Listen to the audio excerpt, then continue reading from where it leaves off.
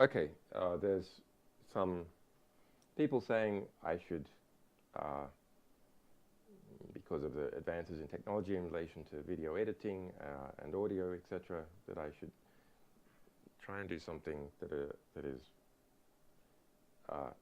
establishes the what I'm saying now, as opposed to these questions were planted and said from some time ago. Well, I have to say, it is a little bit silly. Not in relation to us being under pressure. We have been under a lot of pressure, but we're very good at resisting pressure. But in relation to whether I'm alive or kidnapped, actually it is a bit silly.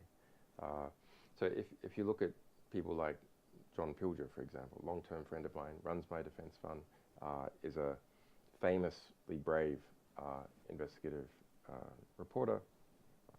My lawyers, close friends, people like Laurie Love, the Ecuadorian government. If you think about the number of people who would actually have to conspire and the amount of work that would have to be done to produce these false images, there's too many. That's a social proof, and to understand that, one needs to look at the costs and understand the costs involved in trying to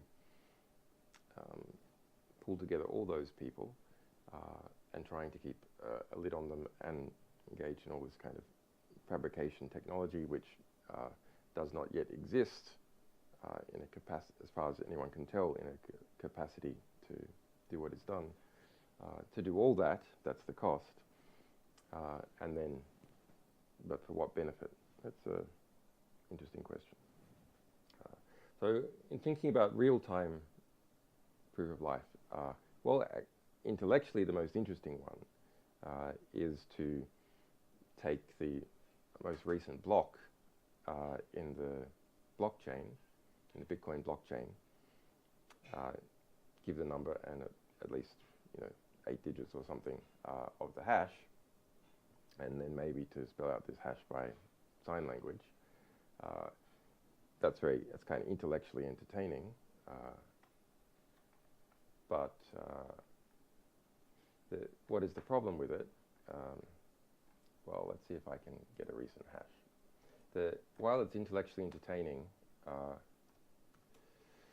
the problem with it is this: it's very complicated, the underlying technology, and so it has the same flaw that sophisticated voting machines have, cryptographic voting machines, which is the average person can't understand whether the security claims are in fact borne out. Now, experts might be able to, but the average person can't, and so then you're back to a social proof. Does the average person trust the expert, and then how do they know that those experts are really experts that haven't been compromised? So in fact, while it's intellectually entertaining, it's not at all a good type of proof of currency. But I'll give one anyway. So this is block 445706, and the hash is 1783742F687728789CAA92ECB49.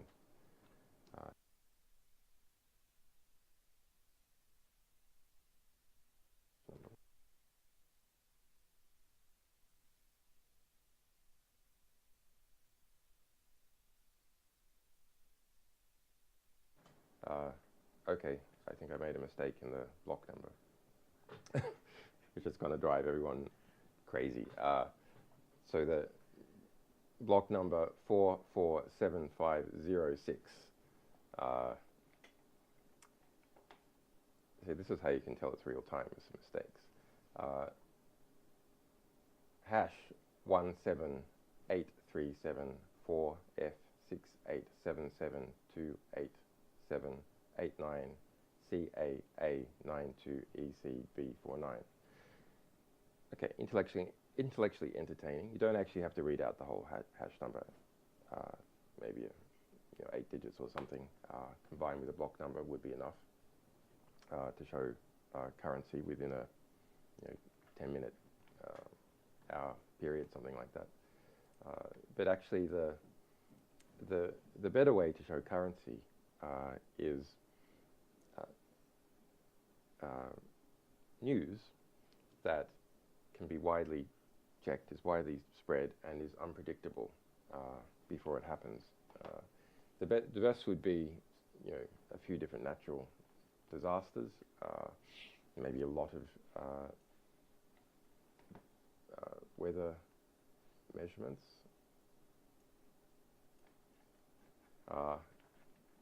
and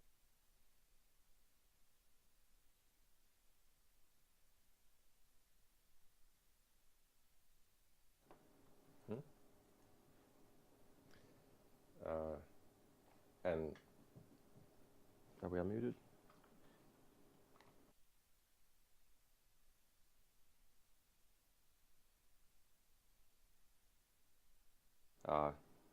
Yeah, otherwise you need something that's not easily predicted and which can be widely checked or was widely seen at the time. And a good example of that is sports scores. So, for example, the New Orleans Pelicans versus the NY Knicks, 110-96. Oklahoma 109 versus 94 Chicago. Dallas 92 versus 101 for Minnesota. Okay, so that can give you currency. In terms of any future precedent,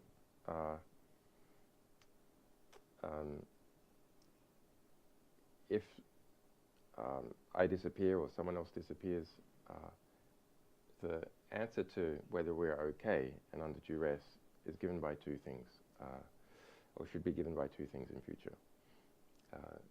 Number one, by lawyers, friends, publicly associated close friends, people who fund my defense campaign. So let's look at those. John Pilger, the Courage Foundation, people associated with it, by lawyers such as Jennifer Robinson, Margaret Ratner in the United States, Melinda Taylor, and